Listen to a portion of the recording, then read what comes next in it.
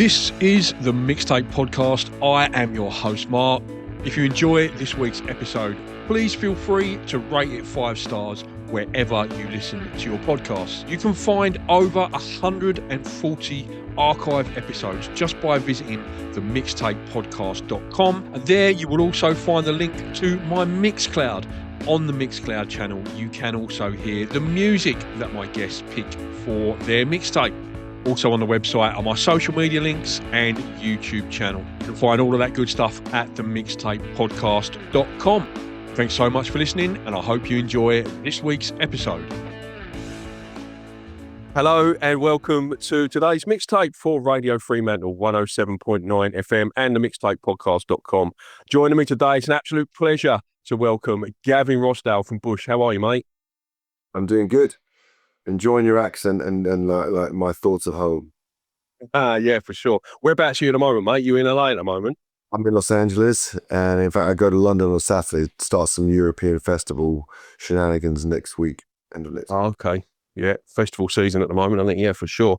All right. So let's talk about you coming later in the year, September, to Australia. Co-headline tour with Shinedown, kicking off in Brisbane on the 20th of September. You're hitting the usual suspects: Sydney, Melbourne, Adelaide, saving the very best till last. Perth, HPC on the 29th of September. DestroyAllLines.com for tickets. First up, Gavin, co-headline tours. It's becoming a bit of a trend, quite popular at the moment. How did this one come about with Shinedown? Were you friends before, or was it something that just like management arranged? No, we toured quite a bit with Shinedown. We've done a couple of tours with them, and friends of ours. And I was talking to Brent. He's very hands-on with that band and sort of what they do, and the interesting band like that. They're very hands-on. And he just said, or it just came up in conversation. We said we're looking at going to Australia.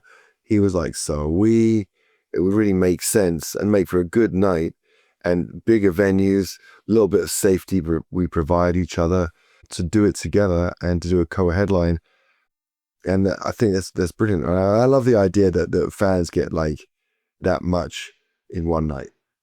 One of the questions that always comes up that I see people asking when co-headline tours gets announced, like, oh, who's going to be on, like, who's headline, who's not? Like, are you alternating night by night, or have you worked it out already? Alternating, we're alternating. They've got a couple of extra ones, and then we're alternating.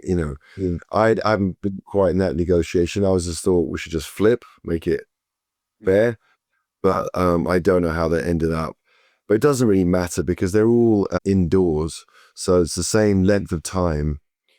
I'm going to be dangerous if I go on first or if I go on second, and I love it. It's a healthy competition. Anyone in bands, you can be best friends, but you want your band to be the best and blow people away. So all I focus on, no comparisons. Don't think about any of them. So when I get given that stage time, I'll let it rip. And that's how it goes. And I don't mind. I always remember that bit of Hendrix where he's talking about getting on stage before Clapton. He goes, I don't know if you've seen that clip. I don't know if it's a club or... And he comes and goes, I go, that's the one where he set the guitar on fire. It's like, do you know what I mean? Who knows if he was co-headlining that night, but no one cares. Just remembers the guitars on. Exactly, yeah. I've seen the clip where Clapton's talking about seeing Hendrix for the first time with Pete Townsend, and just walking out the gig thinking, I might as well give up. Fantastic show that must have been. I think it's the Rainbow Club or something, or one of those in London. He didn't though, did he? No, thank God. Yeah, thank God. Yeah. All right, set list wise, Gavin, what can people expect? Are we going to be seeing a large chunk of the new album in this? Every night we try and change the set incrementally, little things, different songs, different songs we haven't played in a while. So there'll be no same show across Australia. They'll all be different. And for me, I don't want to lose the audience. I want people to have a really, really great time.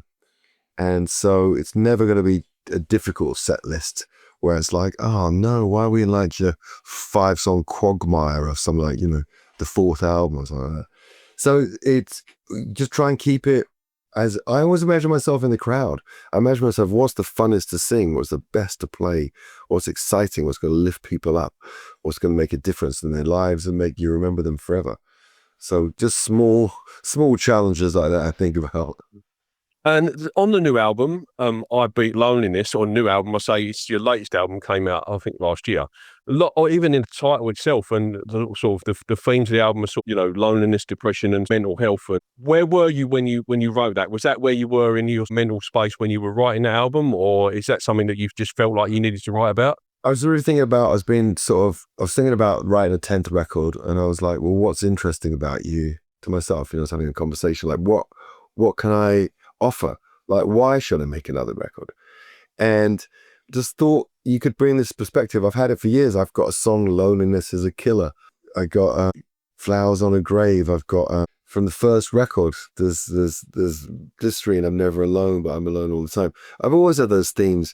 Thought I tried once to write those sort of narrative songs. Do you know what I mean? Dylan, John Cougar Mellencamp, the stories.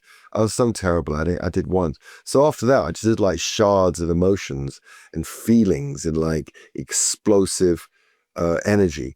That's all I cared about. And then as I've tried to improve as a songwriter, I kind of distill what I think about, and I want it to be less wild, less Ginsberg, and more sort of bone, no cushioning, you know, no skin, just what can I say? If I'm going to make a record, there's no point if I say what bothers me a bit.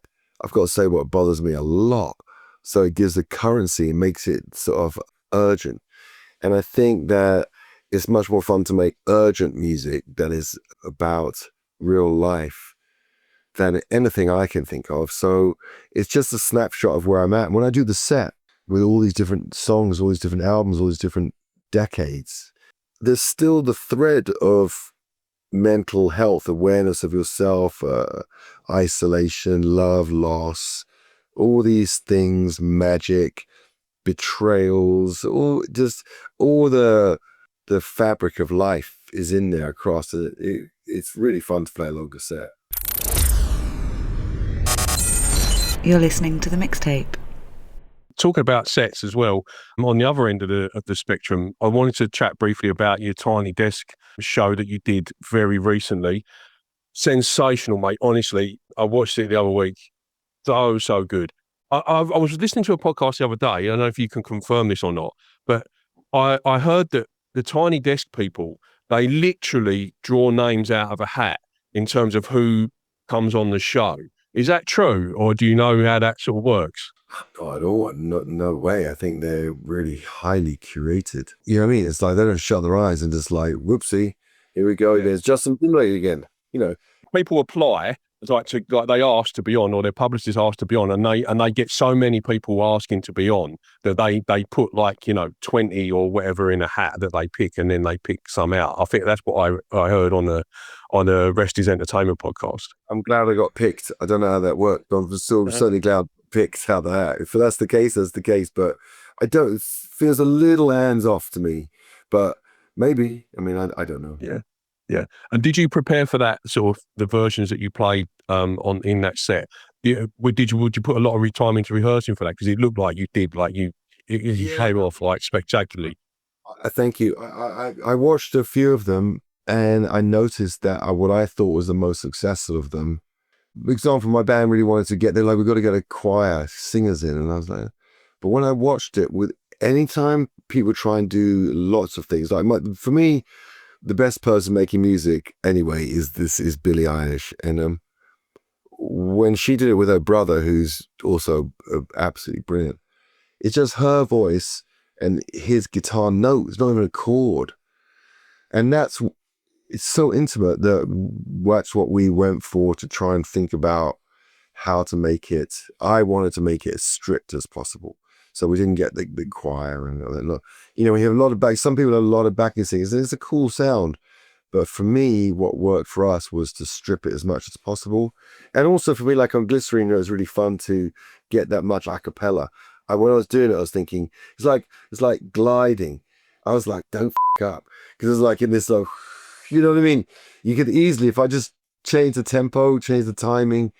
So it just felt really liberating to hold people's attention. There's a really big audience that come in, and it was like, pin drops and that bit where I'm just singing, and I was just like It's really quiet. This is really unusual, you know, like it's just really fun. Sometimes it's so weird when you're singing. When I'm singing, I can just step outside of myself and have a sort of a drone shot of what's going on. And not too long, else I kind of like forget what I'm doing. But sometimes it just, you have out of body moments on stage because you can't, you know, you can't help it. You can be like suddenly like, where should I put my sunglasses? You know, you could be saying, you know, did I charge my phone? You know, your brain is like, you don't want to have that thought, but your brain is like, you starts asking funny questions, you know. Yeah, no, for sure, mate. It's a sensational session. I really wish I could play it on the radio show, but obviously I'm not allowed because it's on YouTube. But if you're listening on demand on the YouTube channel or on any of the on-demand platforms, Spotify, Apple Music, or any of them, I will put a link in the description down below to the NPR Tiny Desk session because it is amazing. You're listening to the Mixtape. All right, Gavin, I'm going to put you on the spot a little bit now because my show's called The Mixtape. And when I get guests on, I like them to pick some songs for an imaginary mixtape and I'll give you some categories. And so we'll get through as many of the 6 as we possibly can. So these not meant to be Bush tracks. They're just songs that inspire you and, you know, it's trust stuff you're into. And so track 1 of the mixtape is an attention grabber, Gavin. What would you pick for that, mate? Oh, attention grabber. I'm really enjoying Bringing the Horizon. Can You Feel My Heart? It's just one of those amazing songs that's so simple. We like, fuck, da, da, da, da, da, da, da, da, da. And it's just a very clever song. And for some reason, I've been playing it a lot recently. So that would be a big opening. Great choice, mate. I saw, do you know the YouTube channel Drumeo? Are you familiar with that? Where they get drummers in and they play them a song for the first time they never heard and they put a drum track to it. Lots of times, yeah. Yeah. How is that? All right, track 2 of your mixtape, Gavin, is a song you sing when you're on your own, loud and proud, in the car, driving around, or in your shower. Let's do Bad Omens, Death of Peace of Mind. Okay, I don't know that one. Not familiar with that one. Bad Omens, very just interesting metalcore band. I just find it really inspiring development in rock music. Obviously been around a while, but they just I think that his voice is just kind of brilliant. Goes between a very high falsetto-y whisper, great tone, into a beautiful melodic singing voice, into a scream. It's just really impressive singing, and been really enjoying that band. Track 3, Gavin, is with your favourite cover version. What's your favourite cover? Favorite cover would be like Hendrix All Along the Watchtower. Yeah, that's a very popular choice. A very, very popular choice. I'm going to give you a different one. Let's give you a different one. Probably, Chris Cornell doing, what Prince song did he do? Nothing Compares to You. Sensational. Nothing Compares to You. Yeah. Track 4, Gavin, is song you wish you could play to your 18-year-old self. Can be from any era. Wow. For inspiration. Yeah. I mean, I did play it, but like Helter Skelter by the Beatles. Yeah, great one. That is a fantastic one. I never normally would quote the Beatles. I don't know why, but I'm just going to give you as I think of it, as my brain thinks of it. No, that's the best way, mate. What sort of stuff were you actually listening to when you were 18, mate? 18 was just the beginning of everything. So it was Jane's Addiction, Mountain Song. It was the Soundgarden, Pearl Jam's first record, Nirvana's first record. You know, Sonic Youth, PJ Harvey, The Pumpkins, My Bloody Valentine, Underworld, Pixies, Breeders. Yep. Yeah, that's a pretty good grounding. There. Right, track 5 of your mixtape is a love song. If you're making up a mixtape like we used to do back in the day for like a romantic interest, someone you're trying to let know that you're keen, what would be a track you would use for that? Well, I got embarrassed by Sarah Laurie when I was going out with her. I was 12 years old, and I thought it was really neat of me. There's a record shop. We'll have to tell your listeners what a record shop is afterwards, but up the road from where I grew up. And I got her It Must Be Love by Madness, right? I thought it was really cute. I was really proud of herself. And she gave me Wild as the Wind by Bowie. And she out-sophisticated me so heavy. I just looked like a Muppet. I was just like, oh. So Wild as the Wind And Wild is the Wind by Bowie, because that had a deep impact on me, and he was a king, and we deeply missed. And finally, for your mixtape, track 6 is a deep cut album track or B-side that you feel was sort of underappreciated. I don't know if Jane's Addiction and the Mountain song gets enough credit for what a great band they were, and they've gone through their madness this last couple of years with the sort of fisticuff stuff. And Perry was an incredible inspiration as a frontman. I saw them at a place called, you must know, but do you ever know the Acklam Hall in Portobello? Do you remember that club? It's under the flyover. I do, yeah.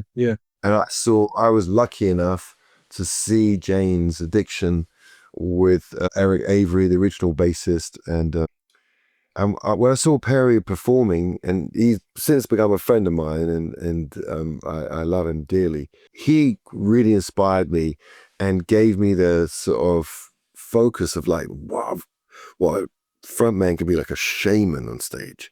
I just loved that. And so ever since then, I've just tried to be, and in fact, that's what Carlos Santana, when I played with him, I played on stage with him, and that's how he described me. It was the greatest compliment I've ever got. And a name drop. But I don't normally name drop, but it was a really fun one. And so Perry Farrell, Jane's Addiction Mountain song, because I missed that band. I wanted to kiss and make up and make another record. No, how good would that be? That would be fantastic. Gavin, it's been an absolute pleasure chatting to you today, mate. Thank you so much for making the time and coming on the show. Bush and Shinedown co-headline tour coming to Australia, 20th of September, Brisbane, Sydney, Adelaide, Melbourne. 29th of September, Perth HPC. It is destroyalllines.com for tickets. Safe travels down under, mate, and we'll see you when you get here. Thanks, mate. Thank you so much for listening to this week's mixtape. If you would like to get more from the mixtape, you can catch up with over 150 archive episodes by visiting themixtapepodcast.com.